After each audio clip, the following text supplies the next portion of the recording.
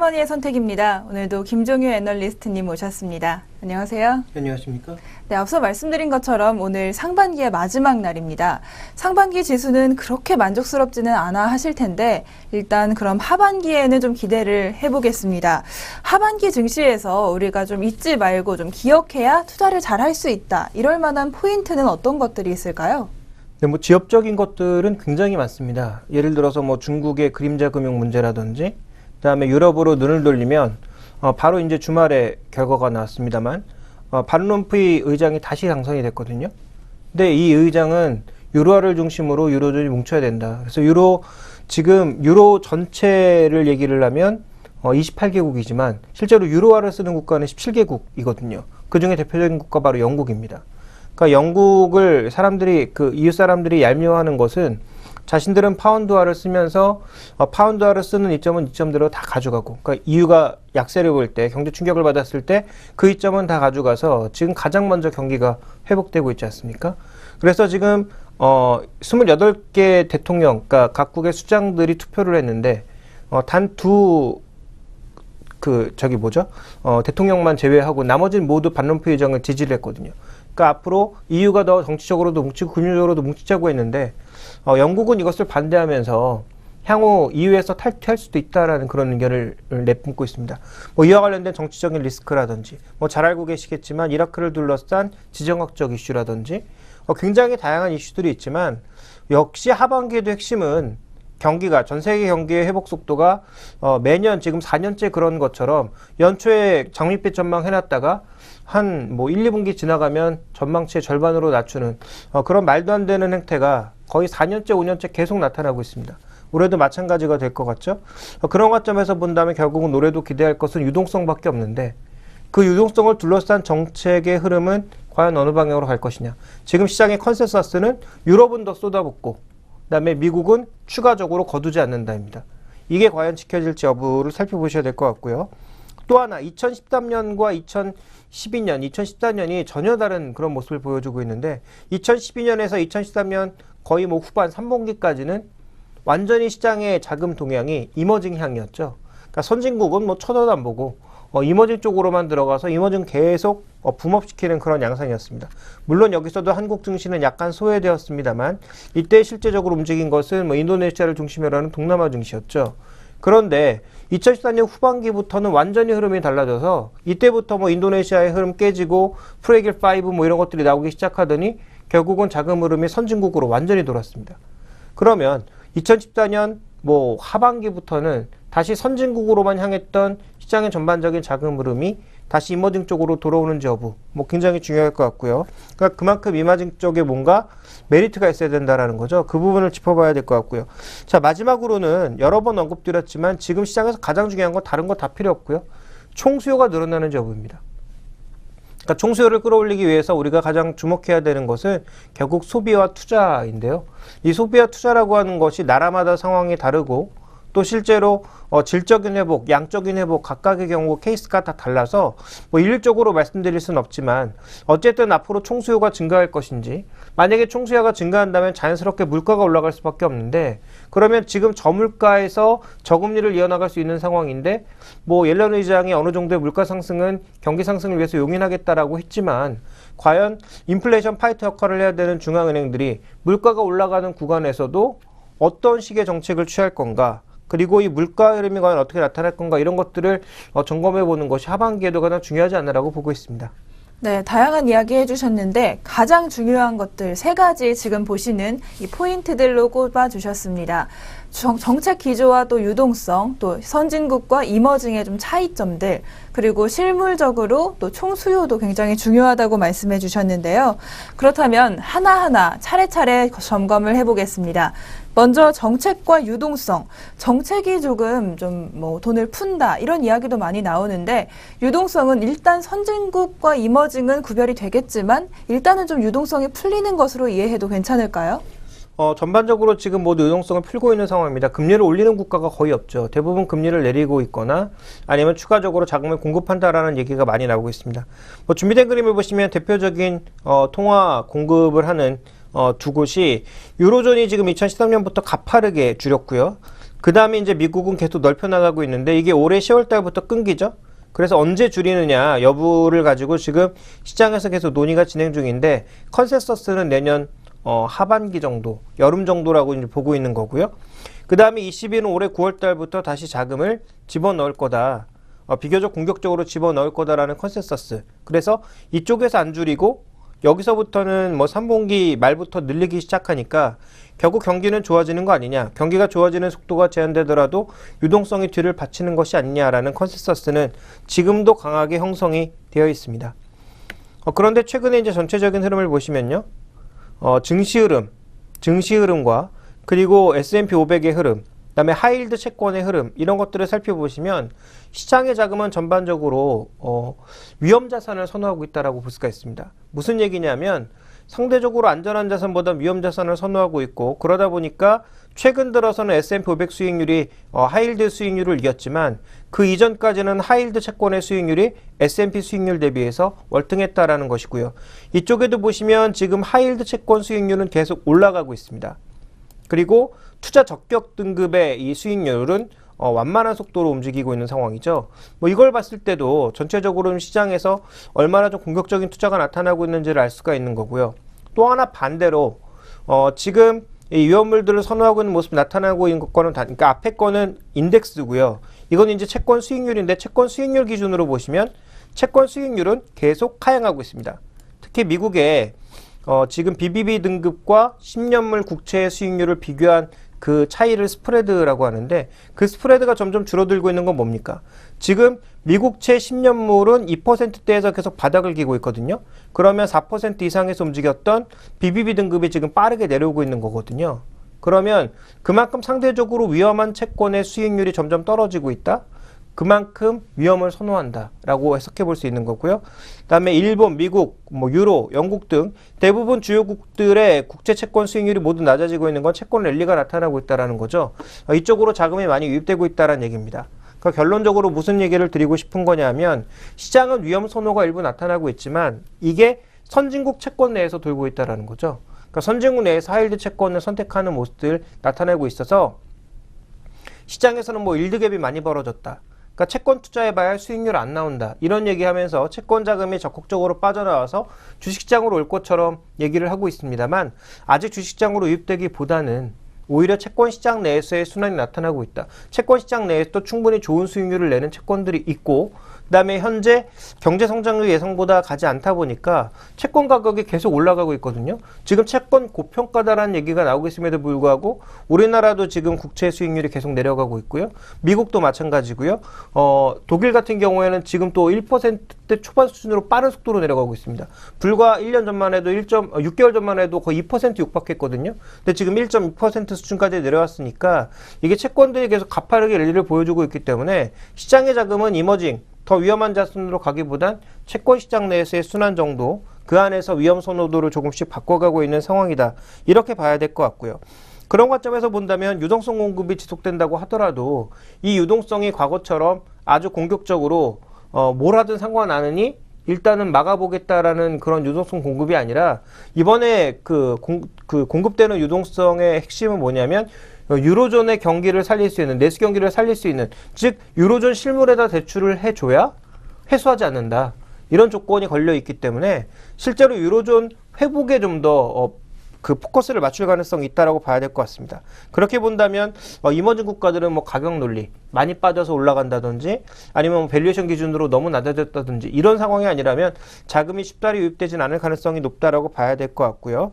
오히려 선진국의 이제 내수 순환 가능성이 이어지는 것으로 판단해 본다면 말 그대로 선진국 내수 순환에서 수혜를 받을 수 있을 만한 종목군들이 오르는 것이지 전체적으로 과거처럼 외국인들이 하루에 뭐 3천억, 5천억, 뭐 1조 가량의 돈을 투입하면서 우리 시장의 레벨을 계속 끌어올리는 그런 흐름이 될 가능성은 상대적으로 작지 않나라고 봐야 될 것 같습니다. 그래서 지금의 전체적인 자금 동향을 살펴봤을 때 뭐 물론 나중에 또 업데이트를 제가 해드리겠습니다만 제가 보는 관점에 있어서의 자금 흐름은 시장을 굉장히 긍정적으로 보는 사람들처럼 유동성이 이머징 마켓으로 들어와서 이머징 마켓을 자극하기보다는 좀 더 눈치 보기가 진행되고 그다음에 유로존 스스로의 경기를 회복시킬 가능성 그렇다면 유로존 경기 회복에 연동된 종목만 움직일 가능성 여기에 포커스를 맞춰봐야 될 것 같습니다.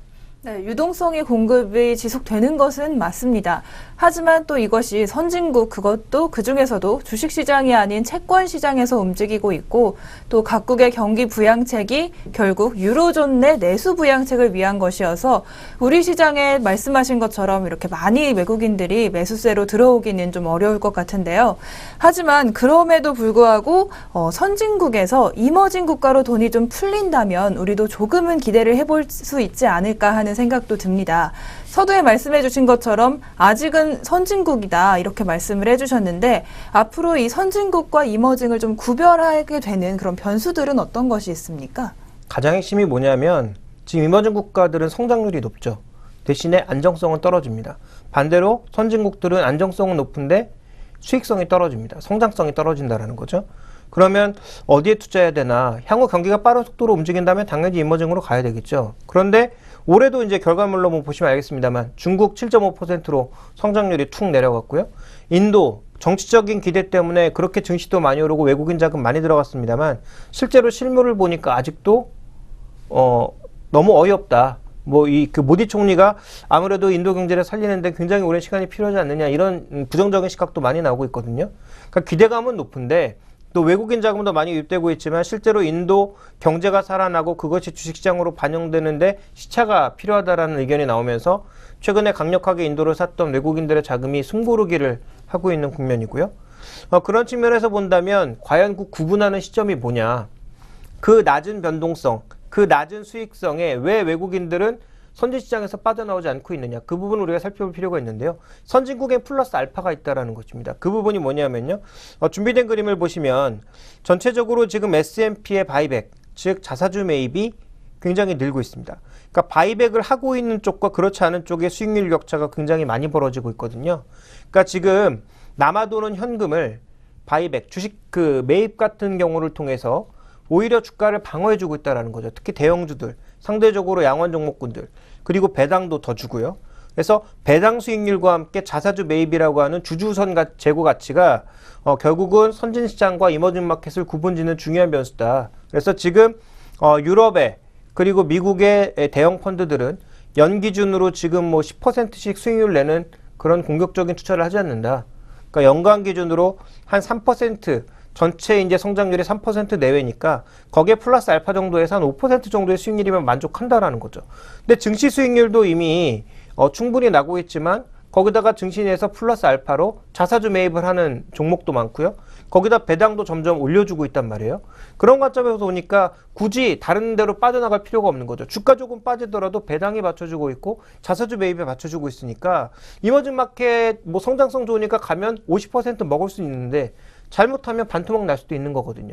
그러니까 굳이 거기 가는 것보다는 5%, 10%밖에 안 되는 수익률이지만 아래서 충분히 받쳐주고 있는 선진국이 낫다라고 판단하고 있는 것 같고요. 그 다음에 이제 선진국 시장에서도 100% 이상을 놀릴 수 있는 또 하나의 대박이 M&A에서 나오고 있다는 거죠. 준비된 그림을 보시면 이쪽은 아까 이제 말씀드렸다시피 바이백 지수와 S&P 500 지수의 격차를 말씀을 드렸는데요. 지금 준비된 그림에서는 M&A 건수가 점점 늘고 있는 것이 이제 발견이 되고 있습니다. 이 M&A 건수가 올해 들어서 굉장히 빠른 속도로 증가하고 있고 업종도 에너지, 그다음에 헬스케어, 그리고 이제 제약업종 쪽으로 굉장히 다양하게 나타나고 있고요. IT 업종 내에서의 합종 연행도 빠르게 진행되고 있는 상황이기 때문에 이런 관점에서 본다면 선진국 시장이 더 매력적인 이유, 활발한 기업금융시장에 따른 M&A와 그 다음에 주식시장 자체의 배당 수익률 증가, 그리고 바이백과 같은 주주가치를 제고할 수 있는 여러 가지 그 흐름들이 결국은 선진국 시장에서 아직도 돈이 안 빠져나오게 하는 힘이다라고 봐야 될 것 같습니다. 역으로 뒤집으면 선진국에서 이런 메리트를 제외하고 더 수익률을 거둘 수 있다. 그런 확신이 나타난다. 그러니까 글로벌 경제 성장률이 4% 이상으로 오르고 이머징 마켓의 전반적인 GDP 성장률이 한 6% 이상으로 올라가게 되면 당연히 자금은 가지 말라고 그래도 또 이쪽으로 올 수밖에 없는 거죠. 더 높은 수익률을 위해서. 근데 아직까지 그런 흐름이 나타나지 않고 있고 중국도 잘해봐야 7.5%라고 하는 가이드라인 정도라고 생각하고 있다 보니까 결국 아직까지는 선진국 시장에서 이머징 마켓 쪽으로 뚜렷하게 올 것 같지는 않고요. 그 구분하는 그 가장 중요한 포인트는 언급드렸던 것처럼 주주 가치를 제고할 수 있는 부분들, 거기다 M&A라고 하는 또 하나의 대박 아이템, 이런 것들이 이머징보다는 선진국 시장에 더 많이 놓였다라는 점입니다. 네, 선진국 시장이 수익률은 조금 낮을 수 있지만 또 안정적이고 말씀해주신 것처럼 배당이나 자사주 매입 그리고 M&A라는 또 일종의 대박까지 기대를 하게 되면서 이머징으로 이렇게 자금이 돌아오기는 쉽지 않은 것 같은데요. 우리로서는 참 좀 안타까운 상황입니다. 그렇다면 마지막으로 기대를 걸어볼 것이 바로 실물 경제, 글로벌 실물 경제가 좀 좋아진다면 우리에게도 좀 훈풍이 불지 않을까 기대를 해볼 수가 있겠는데요. 앞으로 전반적으로 좀 실물 흐름과 좀 자금 흐름 어떤 방식으로 갈 거라고 예상하시나요? 일단 실물은 방향은 위쪽은 맞습니다. 우상향은 맞는데 속도는 계속 느리다라고 봐야 될 것 같고요. 먼저 준비된 그림을 보시면 가장 민감하게 움직이는 구리 가격과 함께 BDI 흐름이 지금 여전히 그 하락 트렌드를 벗어나지 못하고 있습니다. 적어도 이런 그 지수들이 상승 트렌드 정도로는 강하게 돌아야 된다는 거죠. 그런데 지금 구리 가격도 그렇고요. 발텍해운 지수도 여전히 좀 마이너스 권역에서 움직이고 있는 상황이어서 마이너스 권역이라고 하는 건 하락 추세를 얘기하는 거죠. 하락 추세를 쉽게 벗어나지 못하고 있는 국면이고 아직은 바닥을 찍었다라고 확신할 수 없는 국면이기 때문에 여전히 이 실물에 대한 회복 속도는 제한적일 거다라고 봐야 될 것 같습니다. 그러다 보니까 이제 선진국 G7의 소비자 물가 상승률도 여전히 1%대에서 머물 거다라고 예상을 하고 있는데요. 이 예상이 적어도 올해 하반기까지는 이대로 이어져야 여러 가지 우리가 예상했던 그 통화 정책들이 유지가 될 수 있고요. 만약에 이게 하반기에 뭐 여러 가지 요인으로 인해서 농산물 가격이 오르고 엘니뇨 효과로 농산물 가격이 오르고 유가 만약에 지정학적인 쇼크가 되면서 계속 올라가고 그 다음에 이제 달러 지수가 상대적으로 약세를 보이는 그런 흐름이라면 이게 이제 바뀔 수 있거든요. 그럼 만약에 이게 이제 2% 내외 수준으로 올라오게 된다면 그때는 통화 정책의 흐름이 달라질 수가 있겠죠. 그래서 전체적으로 지금 물가 흐름 자체는 완만하게 회복되는 게 전체 그림 속에서는 나쁘지 않다라고 봐야 될 것 같고요. 그 다음에 이제 또 하나 문제는 뭐냐면 유럽의 몇 개국들 중에 부동산 가격이 굉장히 부담스러운 국가들이 있습니다. 대표적으로 독일과 영국의 부동산 가격이 끊이지 않고 계속 올라가고 있고요. 노르웨이나 스웨덴 같은 스칸디나비아 3개국 같은 경우에도 계속 올라가고 있거든요. 반대로 또 이탈리아나 스페인은 여전히 바닥을 확인하지 않고 떨어지고 있는 국면이기 때문에 이 양극화를 어떻게 메꿔 나갈 것인가.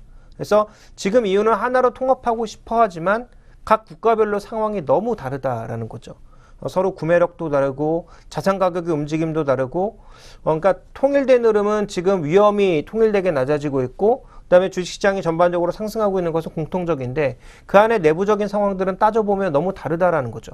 그러면 정책을 추진하는 과정에서 각 국가별로 따로 놀고 싶은 심리가 여전히 나타날 가능성이 좀 부담 요인이라고 보여지고 있고요. 또 하나 우리가 좀 주목해 봐야 되는 건 미국 시장 내에서의 이제 빅스라고 하는 게 일종의 변동성 지표인데 물론 이거 사후 지표입니다. 이게 먼저 올라가고 지수가 빠지는 게 아니라 지수가 빠져야 이게 올라갑니다.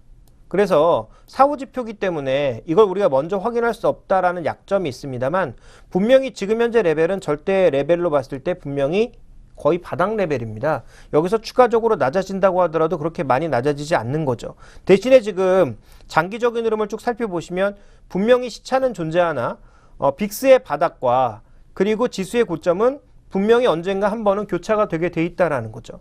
그러니까 지금 현재 구간에서도 지수는 견조하게 상승 유지하고 있고 빅스도 바닥권 안에 머물고 있습니다만 장기적으로 봤을 때 시차가 이게 1년이 될지 6개월이 될지 뭐 2년이 될지 모르겠습니다만 언젠가 시차를 두고 지수는 분명히 떨어지고 빅스는 분명히 올라간다라는 거죠. 물론 이 흐름은 일시적일 가능성이 높지만 이런 흐름을 놓고 봤을 때 우리가 주식시장이나 위험자산이라고 하는 좀 더 위험이 높은 쪽에 강력하게 투자할 만한 요인을 상대적으로 떨어뜨리는 그런 요인이다라고 봐야 될 것 같고요. 그 다음에 이제 미국의 소비를 살펴봤더니 최근에 소득별로 특징이 나타나고 있는데 우리 돈 기준으로 한 5억 이상 벌고 있는 사람들 그리고 우리 기준으로 봤을 때 이 중산층 정도로 이제 볼 수 있는 사람들을 기준으로 지금 소비 심리를 봤더니 중산층 위는 빠르게 회복되고 있고요. 이 아래는 여전히 하향 트렌드단 말이죠. 그러니까 미국의 지금 소비 심리 회복이 3개월 연속으로 나타나고 있지만 실제로 소득 기준으로 봤을 때는 고소득층의 빠른 회복 때문에 나타나는 현상이다. 그러면 미국이 지금 이끌어내야 되는 것은 중산층의 빠른 소득 회복과 소비 심리 회복이죠. 이게 나타나지 않고 있다는 것이 미국 경제, 소비를 근간으로 하는 미국 경제의 가장 큰 문제라고 보여지는데 이게 아직까지는 쉽사리 나타나지 않고 있습니다. 이건 뭐 두 가지의 양면적인 해석이 가능한데요. 이렇기 때문에 미국이 쉽사리 지금 통화 완화책을 거둘 수 없다라는 다소 긍정적인 측면도 있지만 역으로 뒤집으면 이게 안 좋아지면 미국은 지금 통화적인 뒷받침 없이는 경기가 좋아질 수가 없다라는 역의 해석도 가능하거든요. 그렇다면 이 지금까지 말씀드렸던 5가지의 상황들을 우리가 분석해 봤을 때 어떤 결론이냐? 경기는 굉장히 느리게 회복되고 있다. 그리고 밑에서 받치고 있는 유동성이 아니면 언제든지 깨질 수도 있다.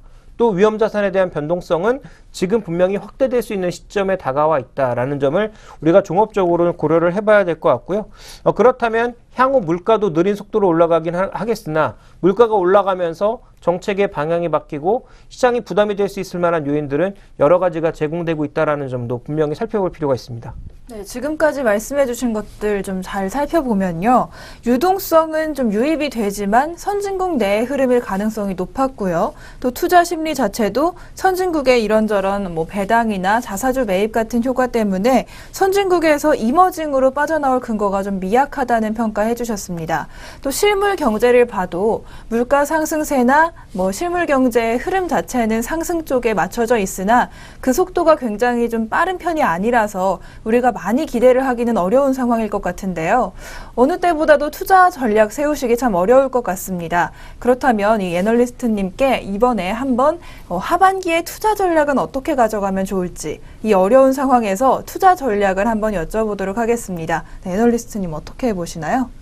일단 2분기 실적을 포함해서 상단을 제약하는 요소가 굉장히 많죠. 당장 이제 닥쳐있는 2분기 실적도 삼성전자를 필두로 대부분 하향되고 있습니다. 물론 일부 업종들이 터닝하고 있습니다만 이건 이만큼 내려왔다가 이만큼 터닝하는 거고요. 삼성전자 이렇게 올라갔다 이렇게 터닝하는 거거든요. 그러면 둘 중에서 떨어지는 게 많은지 올라가는 게 많은지 또 양적인 크기로 봤을 때 한 종목이 이만큼 빠지는 것과 나머지 짜잘한 종목들이 이만큼 올라가는 것이 어떻게 상쇄가 될 수 있는지는 우리가 좀 더 분석을 해봐야 될 것 같고요.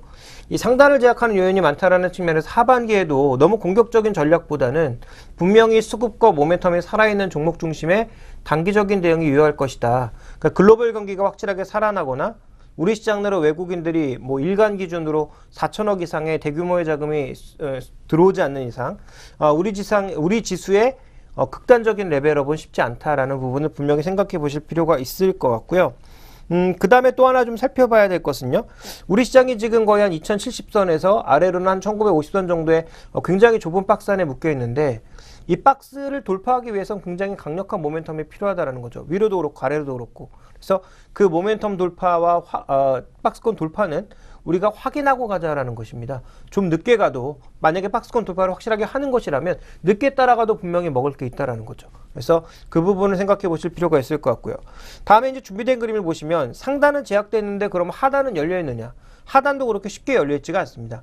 준비된 그림에서 보시는 것처럼 지금 코스피의 PBR 밴드 장부 가치 기준으로 보면 한 배 수준이거든요.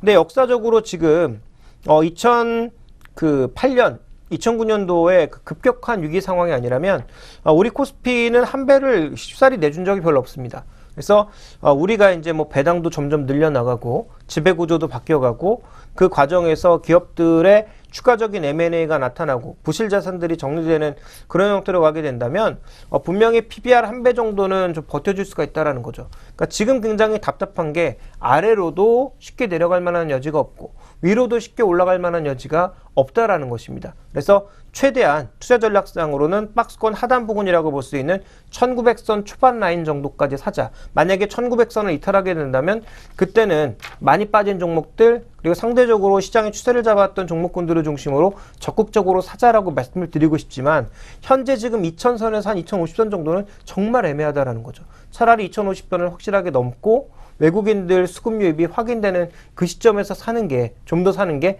제가 보기엔 낫지 않나라고 판단하고 있기 때문에 전체적인 투자 전략은 단기적으로는 박스권 유지 전략을 그래서 저점에선 사고 고점에서 파는 그런 전략을 장기적으로 봤을 때는 박스권 돌파가 확인되었을 때 쫓아가거나 아니면 PBR 한 배인 1900선 아래로 급전직하는 모습을 보였을 때 추가 매수를 하는 전략을 쓰시는 게 좋지 않을까라고 보고 있고요.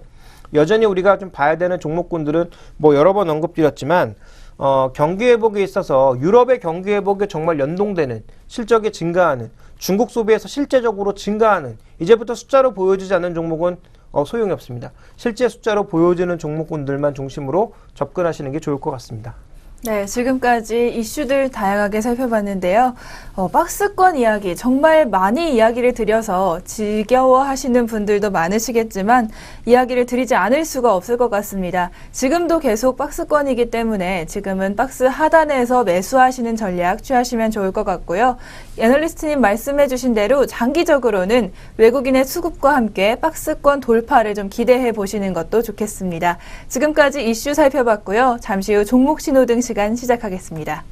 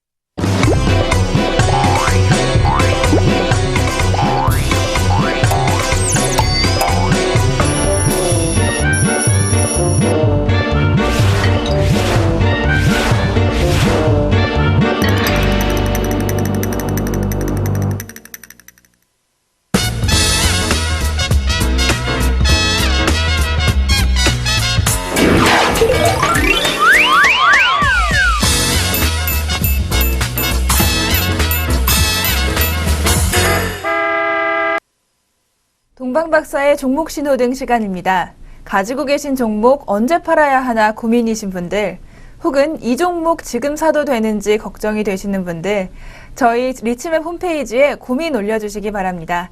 그럼 바로 이 시간에 동방박사 최병훈 전문가님께서 종목에 대한 상담과 함께 신호등을 켜주실 겁니다. 오늘도 동방박사 최병훈 전문가님 모시겠습니다. 안녕하세요. 네, 안녕하십니까. 동방박사 최병훈 전문가입니다. 네, 오늘도 좋은 말씀 부탁드리겠습니다. 첫 번째 종목부터 질문을 드릴 텐데요. 바로 삼성 엔지니어링입니다. 시청자분께서 삼성 엔지니어링을 93,000원에 매수하셔서 지금껏 들고 계신다고 합니다. 오늘 삼성 엔지니어링이 8만 원 근처니까 참 많이 손실 보고 계신데요. 언제 본전까지 올 수 있을지, 과연 본전은 하고 나오실 수 있을지 좀 걱정을 많이 하고 계신 것 같습니다. 조언 부탁드립니다. 네, 요즘 이제 대형주들이, 특히 건설주들이 좀 올라오고 있죠. 그래서 대형 건설주들이 이렇게 손실이 나서 있는 분들이 상당히 많습니다. 과거부터 몇 년간 들고 있는 분들도 있고요. 그래서 과연 지금 이제 건설주들이 강하게 반등을 하고 있으니까 과연 지금 뭐 반등할 때 팔아야 돼 또다시 내려가고 그러지 않을까, 그런 우려가 있어서 손실난 것을 지금 처리할까, 그런 고민이 많은 것 같습니다. 삼성 엔진도 마찬가지죠. 지난번에 5월 하순경에 삼성 지배구조였던 이제 이슈 때문에 88,000까지 급등을 했었습니다. 여기서 놀다가 7만 원대에서 있다가 그러고 나서 어느 정도 지배구조 이슈가 사라지면서 급락을 했었죠, 다시. 그런데 이제는 이제 2분기 실적이라든지 여러 가지 수주 향후에 브랜트 수주가 어느 정도 나올지 그에 따라서 주가가 움직일 걸로 보이는데요. 이 삼성 엔지니어링은 이제 프렌트 건설하는 게 주로 대다수이기 때문에 프렌트의 수주가 얼마나 시장이 좋아질지 그에 따라서 움직일 걸로 보입니다. 지금 현재 주가는 오늘도 뭐 강하게 현대건설뿐만 아니라 건설주 같이 다 올라오고 있고요. 이렇게 올라오는 이유는 2분기 실적이 뭐 그렇게 크게 나쁜 것보다 무난할 걸 보이는데 향후에 하반기에 수주 가시성이 좀 보이고 있다. 그래서 어느 정도의 수주의 향후에 프렌트 수주들이 좀 이어지지 않을까 그런 측면이 있습니다. 그래서 2분기 실적은 물론 작년보다는 좀 줄고 전분기보다는 수익성은 좀 다소 소폭이 하락할 겁니다. 하지만 신규 수주는 이제 1분기 좀 있다가 2분기 주춤했었는데요. 3분기부터 좀 회복된다. 특히 이제 선진국인 이제 미국부터 시작해서요. 그래서 이 시장에 프렌트 수출이 프렌트 관련된 수주가 좀 이어질 걸로 보이고요. 그래서 전반적으로 이제 향후에 주가 상승에 대한 모멘텀은 좀 발생하고 있다 이렇게 보시면 될 것 같고요. 그 다음에 이제 밸류에이션 가치를 따져서 보면 삼성 엔지니어링 과연 저평가되어 있는 주식인지 현재 고평가인지 그걸 한번 알아보도록 하겠습니다. 주당 순이익인 EPS를 보게 되면 2014년도 예상 EPS입니다. 시장 컨센서스 봤을 때 한 3,200원 정도 되거든요. 그러면 현재 8만 원이니까 상당히 고평가돼 있죠. 그래서 올해의 어떤 EPS는 큰 의미가 없고 주가에는 내년에 2015년도에 과연 얼마나 EPS가 나올지가 중요합니다. 그래서 EPS가 한 5,000원 정도 되니까 지금 현재 주가는 그렇게 뭐 역사적으로 보면 뭐 바닥권에 좀 있지 않나 이렇게 보여지고요. 그리고 2016년도 예상 EPS가 7,500원이니까 현재 한 PE가 11배 정도 되는데요. 2016년도 기준으로 하면 그럼 향후에 계속 이렇게 수익성이 좀 좋아진다는 거죠. 그래서 굳이 손실 나가지고는 들고 가는 것은 좀 신규로 사신 분들은 그런 것은 저는 좀 이제 지양을 하고 오히려 이익 났으면 좀 실적이 개선되니까 들고 가도 좋다. 그리고 저 위에서 이렇게 9만대 10만대 사서 있는 분들은 지금은 홀딩해서 갖고 가는 게 나을 것 같고요. 한번 차트를 보고 말씀드리면 차트상으로는 기술적으로는 반등을 이틀째 하고 있습니다. 그래서 단기적으로는 추가적으로 8만 2천원 정도까지 단기적으로는 충분히 갈 수 있고요.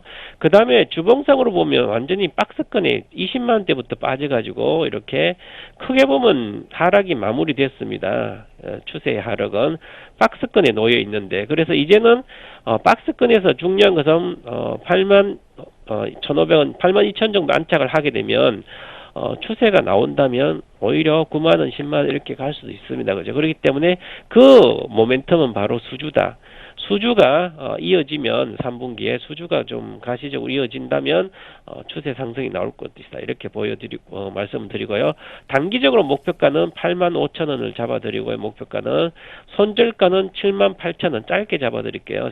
신규로 사신 분들이 있으니까 손절가는 7만 8천 원이다. 손절가를 꼭 명심해서 이것만 유지되면 추세 상승이 할 수도 있다. 이렇게 보고 들고 가시기 바랍니다.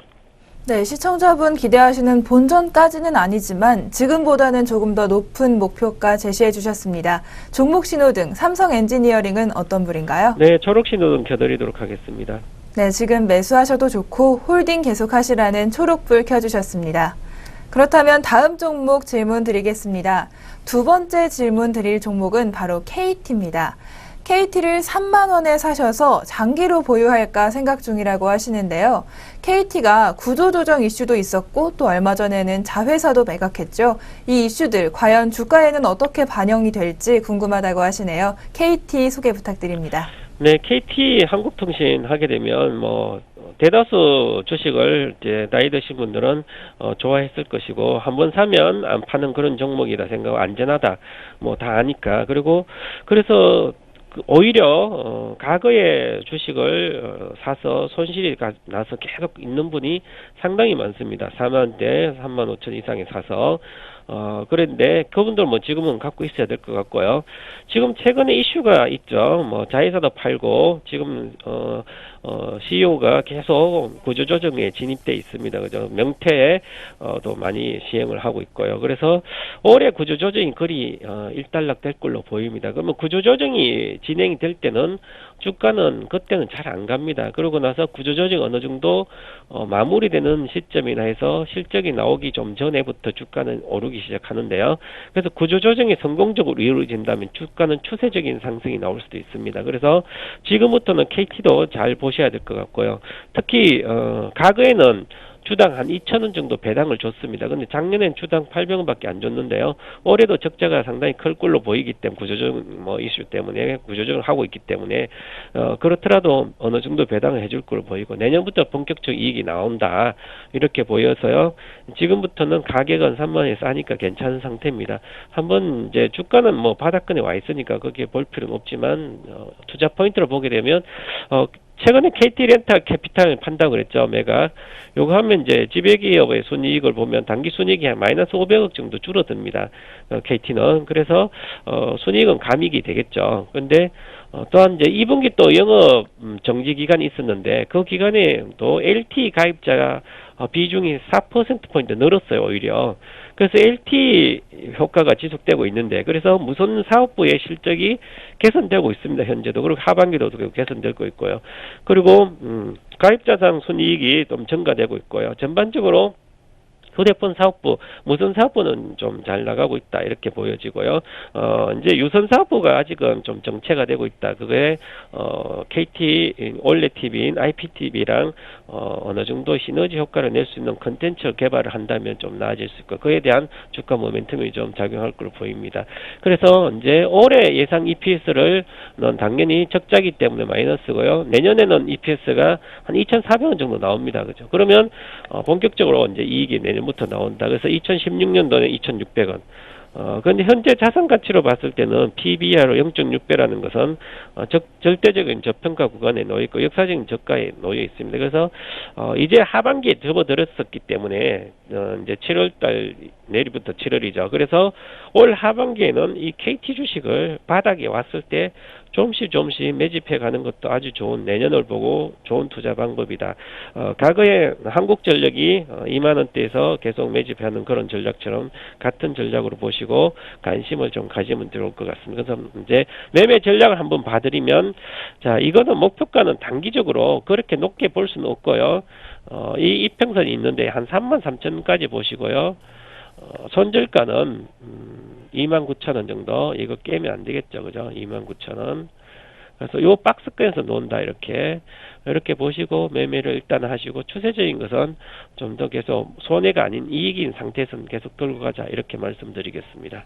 네, KT에 대해서는 앞으로 좀 장기적으로의 회복세를 예상해 주셨는데요. KT의 종목 신호등은 어떤 불인가요? 네, 초록 신호등 켜드리겠습니다. 네, KT도 앞으로의 전망이 좋은 초록불 켜주셨습니다. 마지막으로 세 번째 종목 질문을 드리겠습니다. 시청자분께서 바로 테크윙에 대해서 질문을 올려주셨는데요. 테크윙 7,100원에 비중 20% 매수하셨다고 합니다. 중장기 투자자입니다. 이렇게 소개를 해주셨는데요. 목표가 가장 궁금하다고 하시네요. 테크윙 부탁드리겠습니다. 네, 과거에 저도 뭐 진단해드리고 이제 대박스 때 추천해드린 종목인데 6,000원대에서요. 잘 가고 있습니다. 왜냐하면 실적이 2분기도 아주 좋게 나오기 때문에 그렇죠. 그리고 보시면 주가가 그냥 급등을 계속하고 있습니다. 3일 급등인데 뭐 안 가다가 또 급등하고 그러는데요. 주봉을 보면 쭉 가고 있죠. 그래서 작년에 5월 달에 5월 20일 날 주가가 8,680원이 고가였습니다. 여기가. 그래서 이제는 내일부터는 정고점 근처에 온다. 그죠? 그래서 이제는 어느 정도의 중장기 투자자도 일부 이익 실현이 구간이 온다. 그래서 제가 지난번에 6,000원대에서 목표가를 8,200원을 잡아드렸는데 지금 7,900원대이기 때문에 이번 주 중에 한번 목표가 진입할 수 있지 않겠나 이렇게 말씀드리고 그래서 이것은 뭐 투자 포인트로 뭐 간단히 보면 결국은 이제 실적이 좋아서 이렇게 주가가 올라오고 있습니다. 실적이 뭐 왜 좋냐면 2분기 실적이 좀 괜찮게 나오는데요. 근데 3분기 특히 하반기부터는 비메모리 테스트 핸들러 매출이 본격화되기 때문에 그에 대한 실적이 아주 크게 증가된다. 그래서 올해 예상 실적이 매출이 한 40%, 영업이익 100% 이렇게 늡니다. 그런데 PBR은 7배, PER은 7배, PBR 1.3배. 저평가 구간이죠. 지금 주가가 이렇게 올라왔어도. 그러니까 실적이 좋으니까 이제는 2분기 실적을 좋은 종목들 위주로 투자하는 게 낫다고 그런 시기죠. 그래서 2분기 실적이 좋아지는 종목 중에 하나고요. 수급도 보시면 기관들 수급이 아주 좋습니다. 보시면 기관들이 제가 지난번에 5월 달에 해드렸는데요. 5월 하순경에. 그때 되도록 기관들 계속 사고 있죠. 이렇게. 계속 사고 있습니다. 그래서 외국인도 이제 순매수 들어가고 있고요. 개인 물량 일로 다 갔다. 그래서 이제는 급하게 파는 것보다는 자, 이익이 난 상태에서 기관이 계속 사고 있기 때문에 물량을 조금씩 줄여가면 되는 거죠. 분할 매도죠. 강한 종목은 살 때는 한번 사고 팔 때는 분할 매도를 해야 된다. 그래서 지금은 잘 가고 있기 때문에 자 그래도라도 전고점이 왔기 때문에 매물대에서 이제는 이익을 좀씩 3분의 1씩 이익 실현한다.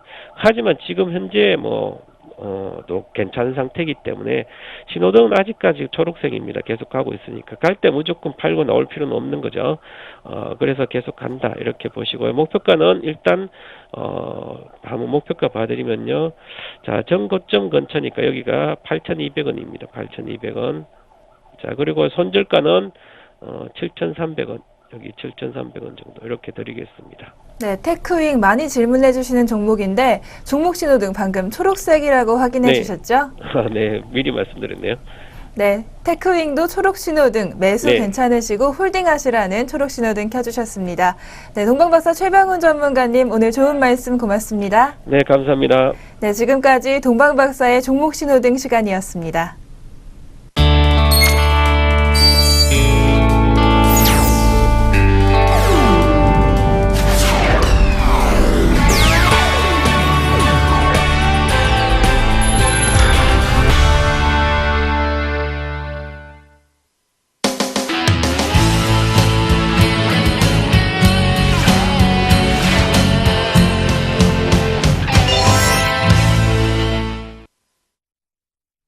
다시 스마트머니의 선택입니다. 오늘의 종목 시간이 남아있는데요. 오늘 준비한 종목은 바로 삼성전자입니다.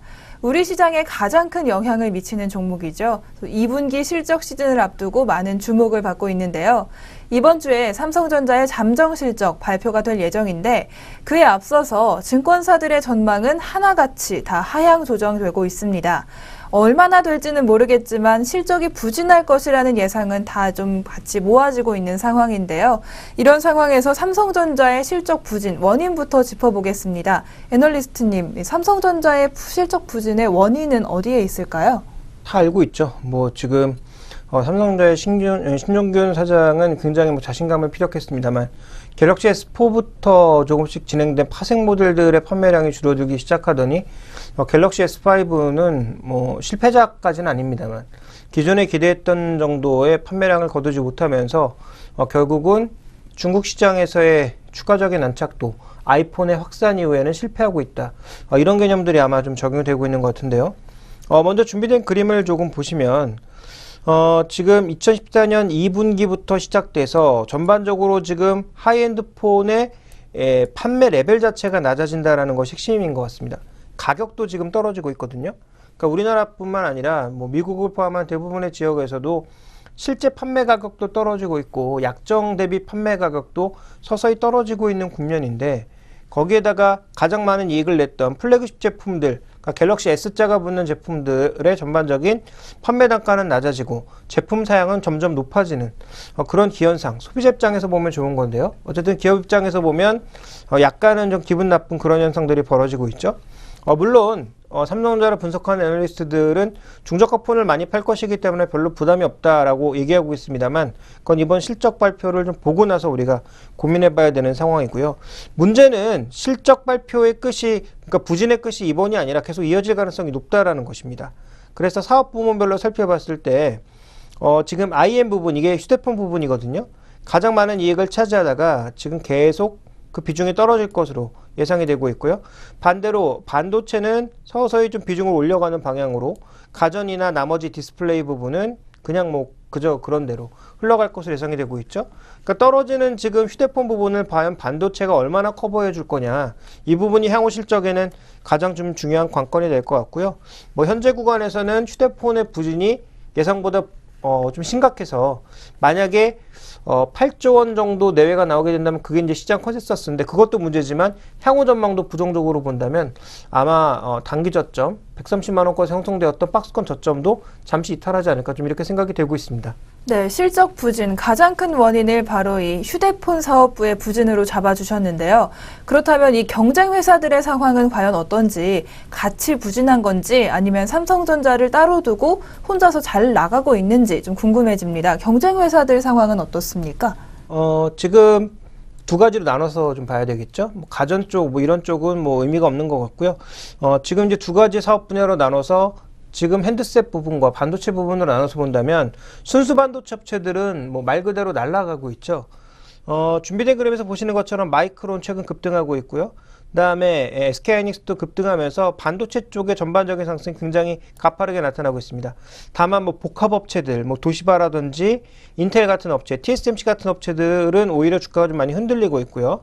그 다음에 이쪽은 이제 핸드셋 쪽인데, 핸드셋 쪽은 지금 애플의 상승세 정도만 제외하면 나머지는 모두 횡보하고 있다라고 해도 과언이 아닙니다.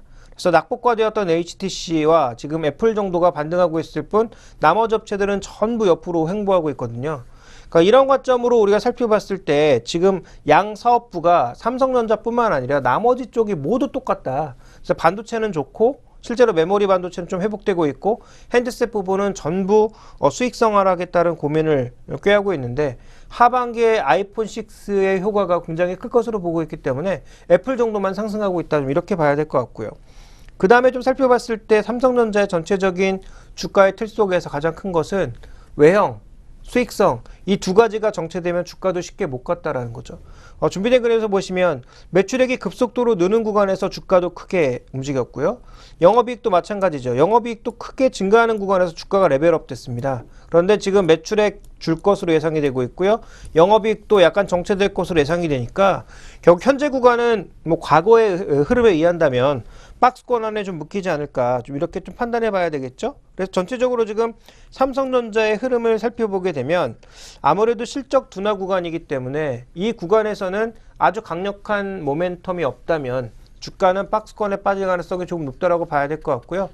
최근 한 2, 3일간 나왔던 삼성전자의 리포트를 보시면 모두 목표 가격이 하향되고 있는 상황인데, 그 목표 가격의 상단 부분이 대부분 박스권의 상단에서 약간 올라간 160만원권에서 150만원권 부근에 모두 형성되어 있거든요. 그러니까 이 라인을 쉽게 넘지 못할 거라고 지금 예상을 하고 있는 거죠. 그러니까 3, 4분기의 실적도 제가 보기엔 뭐 특별한 모멘텀 없을 것 같다, 이렇게 좀 보고 있습니다. 네, 실적 부진 때문에 주가도 그렇게 좀 기대가 되지 않는 상황인데, 하지만 우리가 우리나라에서 가장 큰 시가총액을 자랑하는 기업이기 때문에 또 투자에서 등한시할 수는 없습니다. 앞으로의 투자 전략은 어떻게 가져가면 좋을까요? 먼저 삼성전자의 이제 밸류에이션을 보시면요. 과거 이제 최악 수준, 2008년도의 최악 수준을 고려하지 않는다면 가장 낮은 수준이 7배에서 6배 사이였어요. 근데 지금 거의 그 수준에 있단 말이죠. 물론 이건 올해 마지막까지 추정치가 맞았을 때 얘기긴 합니다만, 어쨌든 추정치에 큰 오차가 없다라고 생각해 봤을 때 지금 밸류에이션상 PER 상으로도 싸고, PBR 상으로는 그렇게 뭐 과거 대비해서 아주 싼 건 아니지만 그래도 현재 구간에서는 거의 저평가 국면이라고 봐야 될 것 같습니다. 그런데 이제 문제는 뭐냐면, 삼성전자가 그동안 꾸준하게 성장하는 구간에서는 ROE, 즉 자기 자본 대비해서의 리턴이 20%가 넘었던 것이 올해 17%, 내년 14%로 줄 것으로 예상이 되고 있거든요. 그러니까 자기 자본 수익률이 줄어드는 만큼 뭔가 다른 플러스 알파로 채워줘야 된다라는 거죠. 그게 아까 말씀드렸던 배당이나 자사주 매입이나 이런 것들입니다. 결국 애플도 늘어나는 성장을 그 성장의 이제 빠른 증가세가 줄어들기 시작하면서 시작한 게 배당, 자사주 매입 이런 것들이거든요. 그래서 삼성전자도 이런 걸 해야 된다라는 거죠. 다만 지금 당장 할 수 없는 것이, 지금 너무 주가가 올라가 버리면 삼성그룹의 3세 경영에 문제가 있을 수 있기 때문에 아마 좀 더 시간을 두고 나타낼 가능성은 있어 보이는데요. 어쨌든 삼성전자의 추가적인 박스권을 돌파할 가장 중요한 모멘텀은 제가 보기엔 딱 세 가지입니다. 첫 번째, M&A.